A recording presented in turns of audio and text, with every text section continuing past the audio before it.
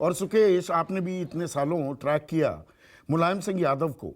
देखिए, वो मुलायम सिंह यादव जिन पर आरोप लगा कि भाई कार सेवकों पे गोली चलाई, बीजेपी के समर्थन के साथ उत्तर प्रदेश में सरकार भी बना लेते हैं। आजकल गठबंधन धर्म की बड़ी बातें हुई। आपने मैंने बहुत चर्चाएं की जब उत्तर प्रदेश का चुनाव हो रहा था कि भाई बहुरंगी सतरंगी गठबंधन बना लिया अखिलेश यादव ने। पर मुलायम सिंह यादव जो एमवाई की एक छाप उनकी पार्टी पर लगी थी, जो आज भी लगी हुई है, उसको उन्होंने ऐसा तोड़ा कि एक तरफ जनेश्वर मिश्रा भी हैं, एक तरफ बेणी बाबू भी हैं। वो जो राजनीति की रणनीति जो वो बनाते थे, वो बहुत से राजनेताओं और राजनीतिक दलों के लिए और अखिलेश यादव के लिए भी हमेशा के लिए सबक रहेंगे।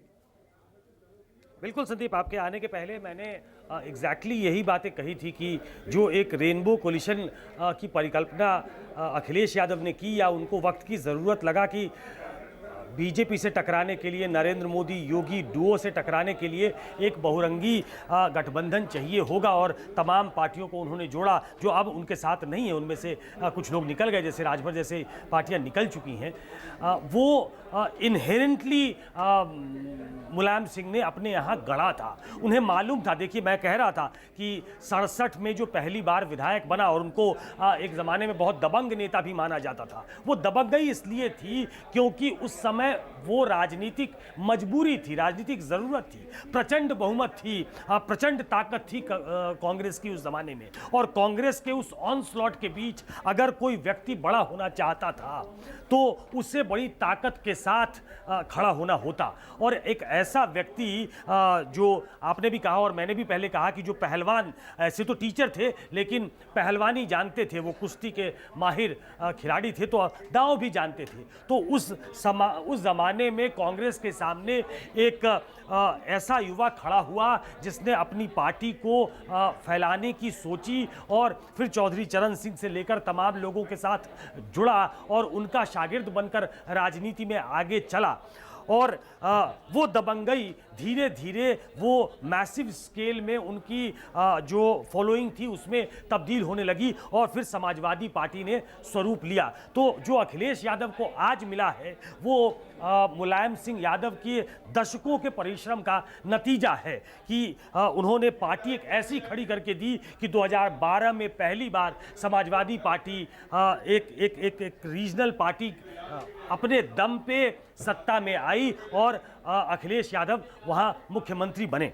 तो ये उनका कमाल था, राजनीतिक कौशल था उनके अंदर, और क्या पॉलिटिकल गोटी कब खेलनी है, किसके साथ खेलनी है, उन्हें आता था। और मैं पहले कह रहा था, एक बार फिर से at the risk of repeating मैं कह रहा हूं कि अपने तमाम ऐसे शागिर्दों को और मित्रों को वो कहा करते थे कि राजनीति में दोस्त बनाओ, अधिक से अधिक दोस्त बनाओ, और इसका सही तौर पे पालन अगर अपने राजनीतिक जीवन में किया तो वो मुलायम सिंह ने किया। उन्होंने राजनीतिक तौर पे वो कभी किसी के साथ रहे, जरूरत पड़ी तो उन्होंने कल्याण सिंह को भी साथ लिया, और इसका कोई रिमोर्स नहीं था उनके अंदर। वो ये घटना उनको राजनीति में पीछे ले जाती है कि एक ऐसा व्यक्ति जिस पे बाबरी मस्जिद के डेमोलिशन का आरोप हो, एक ऐसे व्यक्ति के साथ मिलता है जिस पे ये आरोप है कि उसने कार सेवकों को मरवा दिया, लेकिन वो पीछे नहीं हटा, वो मुस्लिम परस्त नेता था। एक ऐसे व्यक्ति को, ऐसे दो व्यक्तियों का साथ आना पॉलिटिकली एक डेंजरस प्लॉय था। वो जानते थे कि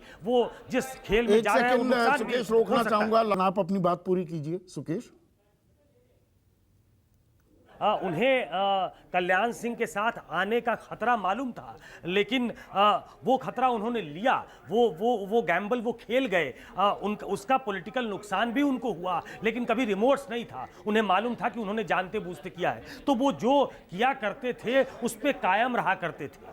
तो ये मुलायम सिंह की खासियत थी, और धीरे धीरे राष्ट्रीय राजनीति में जो उनका दखल बढ़ा, जब वो उत्तर प्रदेश की राजनीति से आगे बढ़े और उन्हें लगा कि समाजवादी पार्टी एक सशक्त पार्टी सबसे बड़े प्रदेश से आती है तो उनकी धमक होनी चाहिए। तो एक ज़माना वो भी था जब वो रक्षा मंत्री बने और वो उस समय फ्रंट रनर के तौर पे देखे जाते थे देश की राजनीति में कि कभी अगर थर्ड फ्रंट का कांग्रेस और बीजेपी को छोड़कर अगर कोई प्रधानमंत्री बन सकता है तो उसमें मुलायम सिंह का नाम एक ज़माने में सबसे आगे रखा जाता था। हरकिशन सिंह सुरजीत, लेफ्ट पार्टी से उनके अच्छे संबंध। अभी आप चर्चा कर रहे थे और हमने थोड़ी देर पहले देखा नरेंद्र मोदी को, और नरेंद्र मोदी के बोलने के पहले मैं ये कह रहा था कि इसका पॉलिटिकल इस्तेमाल भी बीजेपी ने खूब किया कि अब तो मुलायम सिंह का आशीर्वाद मिल गया है 2019 के चुनाव के पहले।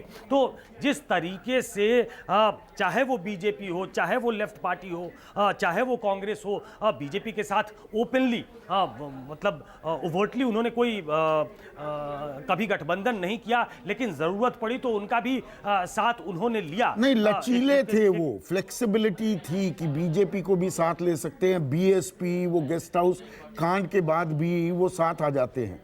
दरअसल जो राजीव भी कह रहे थे, जमीन से उनका ऐसा नाता था, जमीनी नेता थे वो। नेता बड़ा हो जाता और बहुत बड़े नेता थे नेताजी, लेकिन जमीन से अपना जुड़ाव उन्हें खत्म नहीं होने दिया। अप्रोचेबल थे। और आज की तारीख में जो नेता बड़ा हो जाता, कार्यकर्ता तो मिल ही नहीं पाता। मुलायम सिंह के साथ ये कभी दिक्कत नहीं थी।